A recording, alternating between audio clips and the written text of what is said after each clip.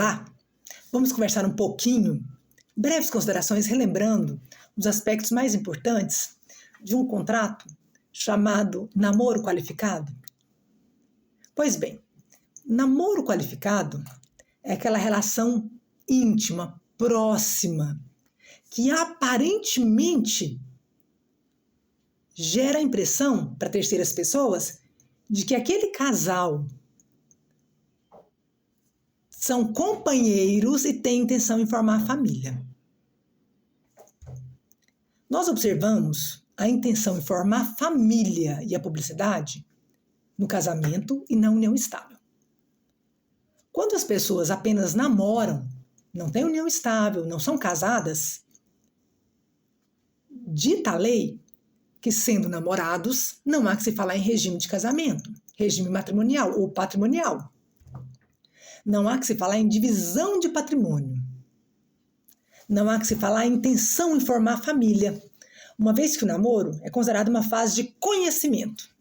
Depois do namoro vem as esponsais, ou seja, o noivado, e depois o casamento. Então, quando você namora, você está conhecendo a pessoa. Você não tem ainda a intenção inicialmente em formar família. Você pode até ter vontade de formar família, mas você está conhecendo a pessoa para depois concretizar essa intenção através do casamento ou da união estável. Em relação ao namoro, nós observamos pessoas que apenas namoram, estão se conhecendo, mas que inicialmente não querem concretizar a intenção em formar família, caso elas tenham essa intenção. Imaginemos, A e B são namorados. A comprou um carro durante o namoro. Se o namoro termina, o carro pertence apenas ao A. Não pertence ao B. A não ser que o B tenha ajudado o A a adquirir o carro. Porque aí nós teríamos uma composse, o carro seria dos dois. Diferente também se o B tivesse doado uma parte de dinheiro para que o A comprasse esse carro e o carro fosse apenas do A. Então a gente precisa observar essas situações também. Agora, num casamento, na comunhão parcial, comunhão universal de bens, vamos imaginar que A e B sejam casados. A comprou um carro durante o casamento da comunhão parcial de bens. O dinheiro possibilitou a compra desse carro não veio de herança, não veio de doação exclusiva para ele, não teve subrogação. Então, o carro, em caso de divórcio, 50% para o A, 50% para o B. Observe a diferença, casamento e o namoro. Na união estável, da mesma forma em relação à questão do casamento. No namoro, A e B namorando, A sozinho comprou o carro, terminou o namoro, o carro é do A. Não há que se falar em divisão de patrimônio com o ex-namorado, com a ex-namorada nesse sentido, a não ser que tenha havido a compra em conjunto e o carro até então pertencia aos dois. Aí nós teríamos uma composta entre A e B. Então, com a intenção de namorarem, se conhecerem e até posteriormente constituírem e formarem família, mas inicialmente só o namoro, só aquela fase de conhecimento, para que não haja mistura de patrimônio, confusão patrimonial, as pessoas podem optar por fazer um contrato de namoro, que é o chamado namoro qualificado. E nesse contrato as pessoas podem estipular cláusulas que vão estar em vigência durante a fase de namoro. Podem estipular, inclusive, valor de indenização, caso alguém cometa algum ato que seja considerado como traição. Então, depende do que as partes forem acordar. Óbvio que não podem haver cláusulas abusivas nesse contrato, porque as cláusulas abusivas na relação contratual são nulas de pleno direito. Então, um exemplo de cláusula que é considerada abusiva. Eu não posso obrigar o meu namorado a usar roupa apenas azul ou roupa apenas verde. Eu não posso fazer isso.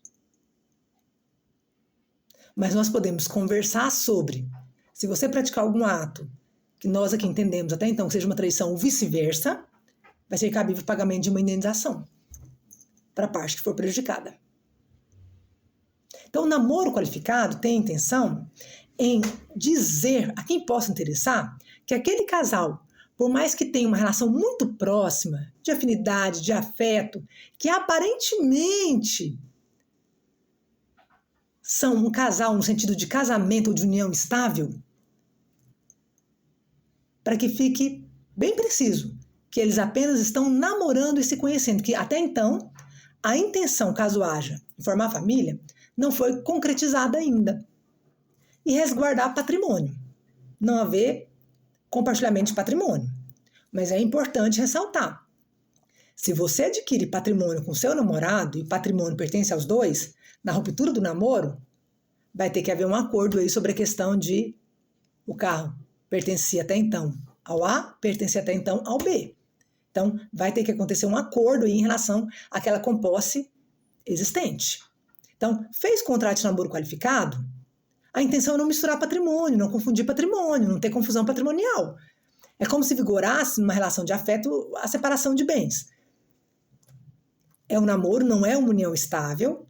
O casal tem uma relação próxima de afinidade, companheirismo, mas não é um casal que está sob a égide do casamento ou da união estável. Então, como eu já disse, no casamento e na união estável, tem a intenção de formar família.